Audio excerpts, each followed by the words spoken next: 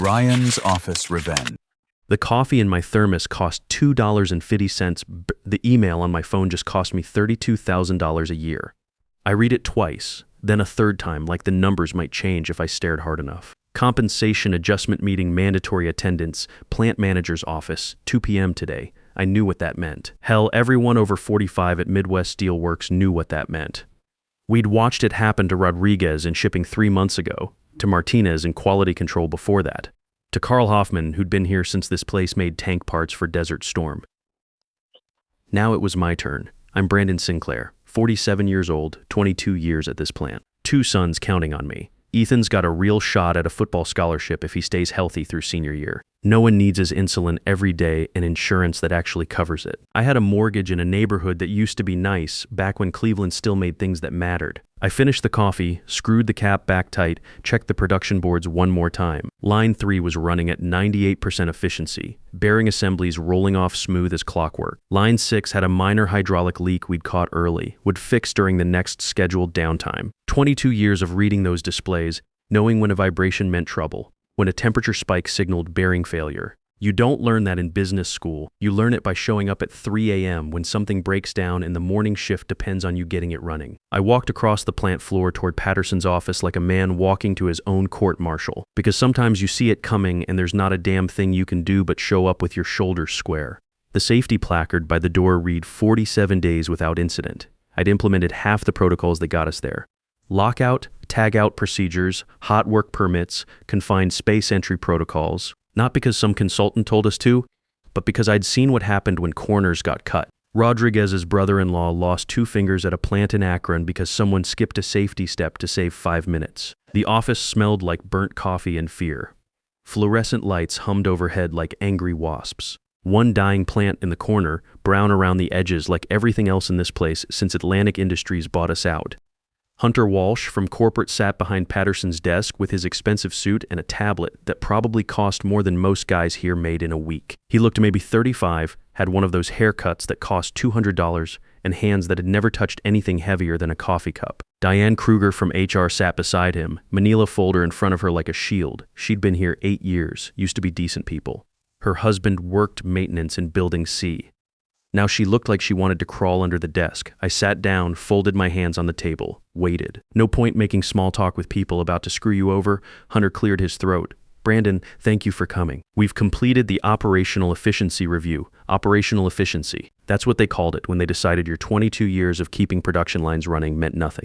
Your new compensation structure, he said, sliding a paper across the desk, will be $40,000 annually. The room went quiet, not silent. You could still hear the hydraulic press in Building C, someone running a forklift outside, the constant hum of ventilation fans keeping the air breathable. But quiet in that way where everything else fades and you're just stuck in your own head doing math you don't want to do. $72,000 down to $40,000, and that's $30,000 gone. A 45% cut, nearly half my pay vanishing like smoke. I could hear my ex-wife Lisa's voice in my head. You always said that place would take care of you if you worked hard enough. Turns out she was wrong about that too.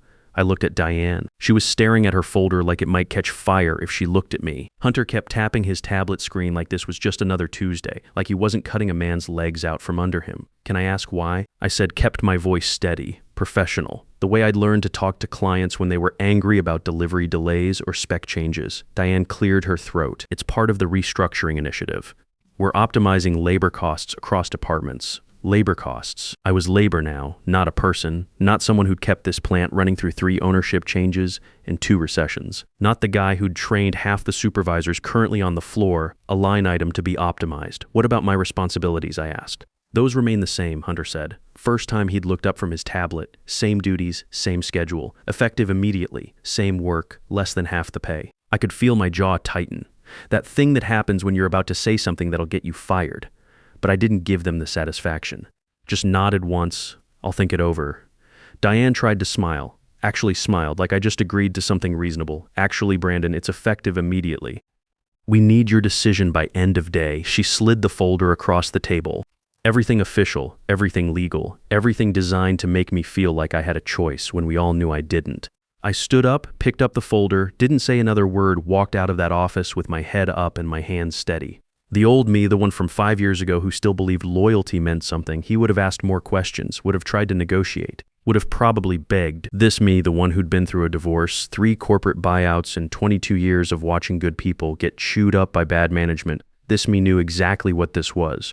I made it to my truck before the reality hit. Sat in the driver's seat with the folder in my lap, engine off, just staring at the steering wheel. The parking lot stretched out in front of me, half empty now that first shift was winding down.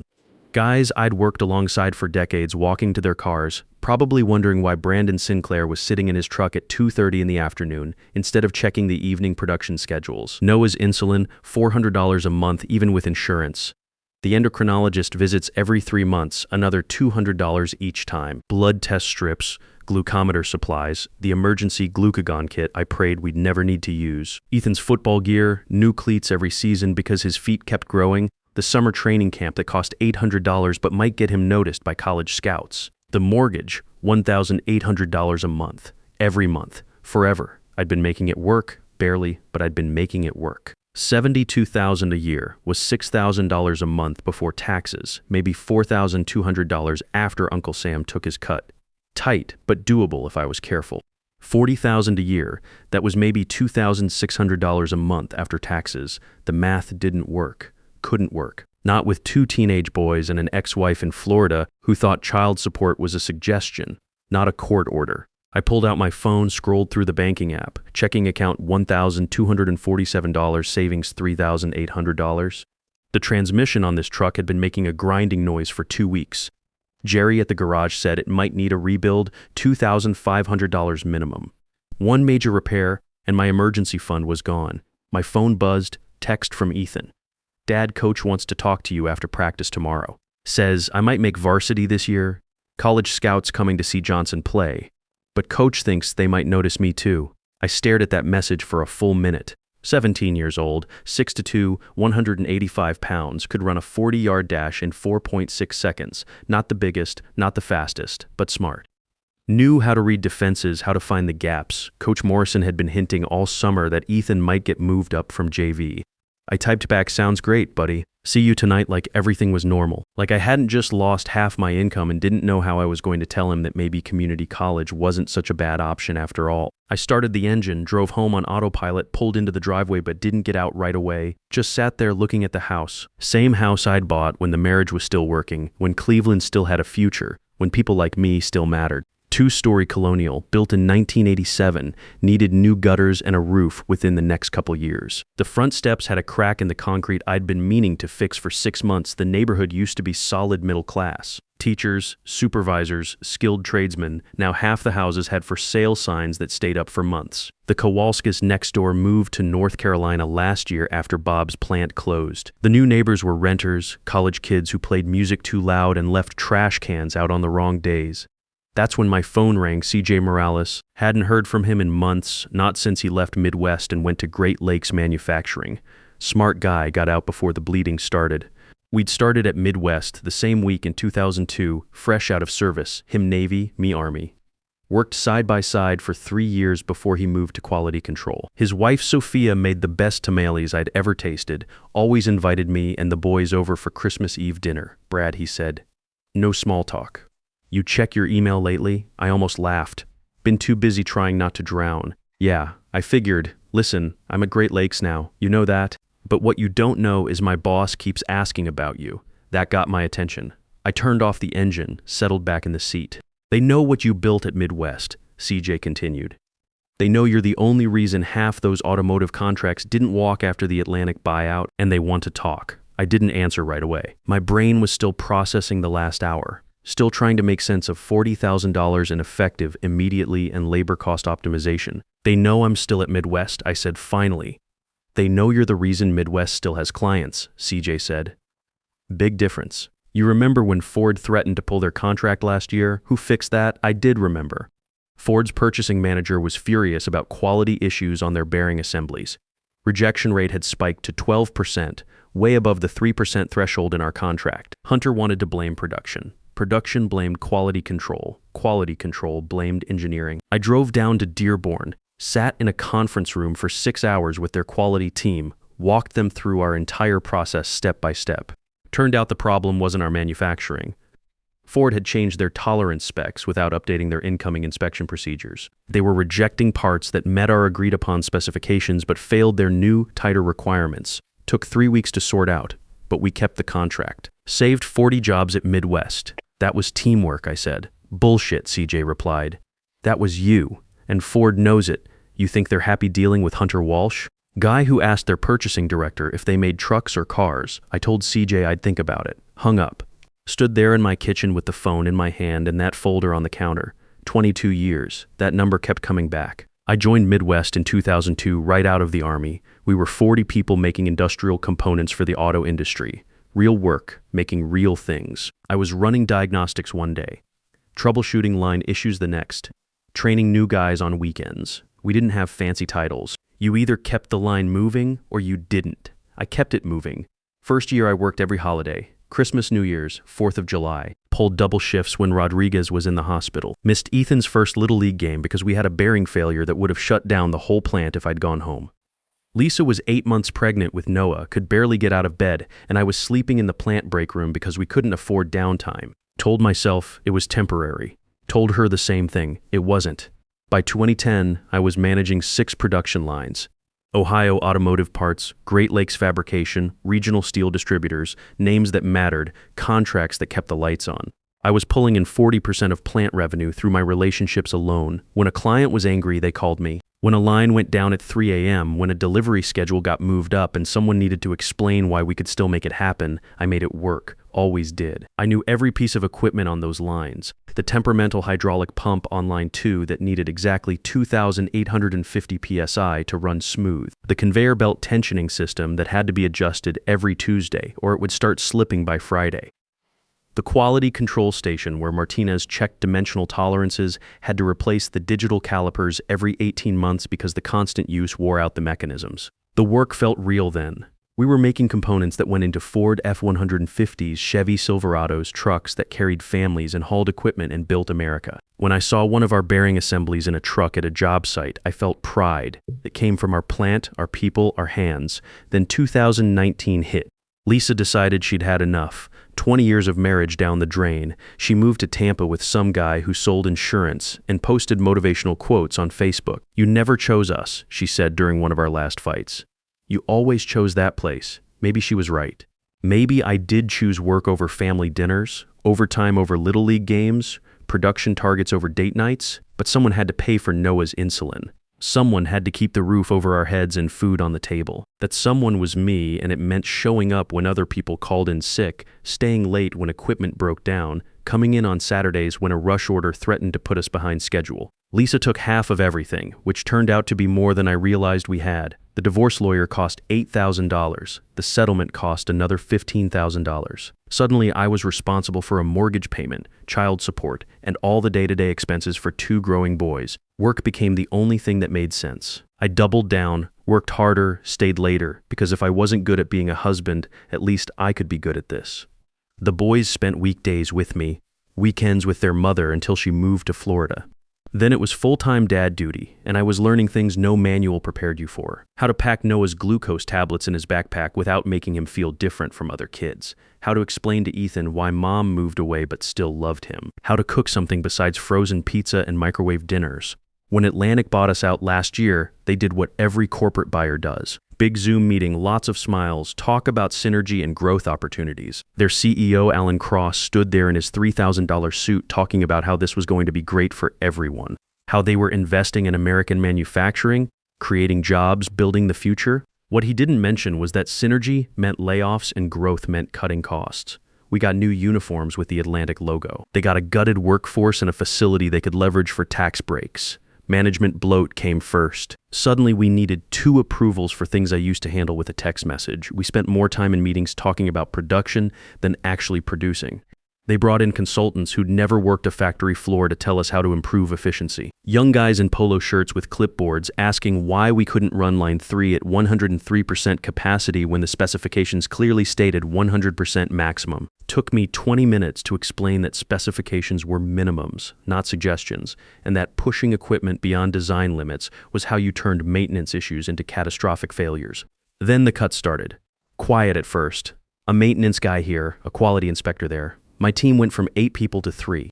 The work didn't shrink, just got redistributed to whoever was left. Suddenly I was fielding client calls at 10 p.m., apologizing for delays I hadn't been briefed on, running emergency repairs at 2 a.m. because we didn't have enough maintenance staff and someone had to keep the equipment running. Carl Hoffman, my old supervisor, the guy who trained me when I was fresh out of the service, pulled me aside 6 months ago. "Watch your back, Brad," he said. Quiet, like he didn't want anyone else to hear. "New regime doesn't value old guard. They're clearing the deck." I didn't listen. Thought loyalty mattered. Thought 22 years of results would count for something. Turns out I was wrong about that too. I sat in my living room that night, pulled out my original contract. The one from 2002, back when handshake deals still meant something. Read through it twice, slowly looking for the thing I remembered but hadn't thought about in years. There it was, Section 12. In the event of a material compensation reduction exceeding 25%, employee may terminate without notice and without penalty. 25%, they'd cut me by 45%. No non-compete clause either. We never had to sign one back then. Midwest was built on trust, on the idea that if you treated people right, they'd stay because they wanted to, not because some legal document forced them to. That was their mistake. I didn't need to copy files or forward emails. The relationships were in my head. 22 years of knowing that Ohio Automotive's purchasing manager, Jim Kowalski, played golf on Thursdays and worried about his daughter's college debt. Of understanding that Great Lakes Fabrication was frustrated with delivery schedules, but stayed loyal because we delivered quality. Of knowing the back-channel politics at regional steel distributors better than anyone in the building. That wasn't stolen information. That was earned trust. I sat there for a while, thought about Ethan and Noah asleep down the hall, about the mortgage and the insulin costs and college tuition, about the fact that I was 47 years old and starting over wasn't supposed to be part of the plan, but neither was taking a 45% pay cut from people who thought I'd just bend over and accept it. I picked up my phone, called CJ back. "Tell them I'll meet," I said. Tomorrow morning, CJ didn't even try to hide the relief in his voice. 8 a.m. Morrison's Diner on East 55th. Ask for Wes Harper. Why a diner? Because if this is real, nobody needs a conference room. The meeting was at a diner that served real food to real people.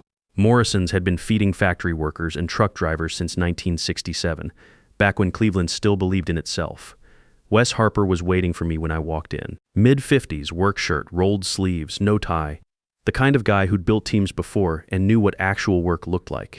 He saw me walk in, nodded once, and by the time I slid into the booth, there was already a coffee waiting. "Black, right?" he said. "Yeah, thanks." No small talk, no fake corporate warmth, just two men who'd been around long enough to know when to skip the pleasantries. CJ says, "You've been having conversations about me," I said. "For about a year now," Wes said, leaning back. "Tried to approach you twice. You said you were happy at Midwest. I was loyal to Midwest, and where did that get you?" I didn't answer. We both knew why I was sitting there. "We've been tracking your production efficiency numbers," he continued. 95% uptime over 5 years. That doesn't happen in manufacturing. Not with the budget cuts you've been working under, not with the management chaos Atlantic brought in. I took a sip of coffee. Let him keep talking. "Every time we've tried to win one of Midwest's contracts, they tell us the same thing. We trust Brad. We're not leaving while he's there." He paused. "You're not just managing production lines. You're the only reason they haven't walked." Atlantic doesn't see it that way. Atlantic sees quarterly reports and offshore labor costs. They don't see people. He pulled a folder from his briefcase, slid it across the table. "We do." I opened it, scanned the first page, then the second. Base salary $75,000, performance bonus structure tied to efficiency and client retention, full medical, dental, vision, stock options that actually meant something, and at the bottom, $8,000 signing bonus. Available immediately. I kept my face neutral. Didn't let him see the relief trying to crawl up my throat. "Why the premium?" I asked. Wes leaned forward. "Because you've built something that matters. Because we've watched you hold that client base together with determination, while your own company cut you off at the knees. And because we don't want to just hire you. We want to hire what you represent. Someone who gives a damn, someone clients actually trust. Someone who knows that relationships aren't built in PowerPoint presentations." I closed the folder but kept my hand on it. "There's something you should know. I'm not coming alone." Wes raised an eyebrow. "Explain." "I've got 2 guys still at Midwest, Dennis Price and Jamie Torres, both solid. Both getting squeezed the same way I am. If I come to Great Lakes, I need to know there's room for them within 60 days. He didn't hesitate. Already planned on it. We want the whole operation, not just the supervisor. That's when I knew this was real. You should know we've been hearing things about Atlantic's plans for your division, Wes said. Offshore transition, full department move within 12 months. They're forcing attrition so they don't have to pay severance. So that was it. That was the play. Cut salaries until people quit. Move everything to Mexico. Save millions. Never have to explain why 20-year veterans suddenly weren't worth keeping. I drove straight to Midwest, pulled into the parking lot at 11:30. Hunter Walsh was in Patterson's office again, probably deciding who to cut next. Brandon, he said, barely looking up from his tablet. Do you have a decision? I sat down, took my time getting comfortable. Got a question first. Who's taking point on the Ohio automotive renewal next month? That's being reassigned. You're outsourcing the whole operation, I said. Not a question. Silence. I'm not accepting the pay cut, I said, standing up. I'm resigning. Effective immediately. Hunter looked surprised. You can't just walk out. Section 12 of my original contract. No notice required for material compensation changes exceeding 25%. You cut me by 45%. I pulled out my phone, typed my resignation right there. Sent it to HR. You think this is some kind of power move? Hunter said. I walked to the door, stopped, looked back. No, that comes later. I called Wes from my truck. I'm in. When do I start? Monday work. Monday works perfect. The calls started around 3 p.m. By 5 p.m., my personal phone was lighting up. Ohio Automotive, Great Lakes Fabrication, Regional Steel, all confused, all wanting answers. Brad, we just heard you left. What's going on? I gave them the truth, short and professional. Midwest made decisions I couldn't stand behind. Where are you going?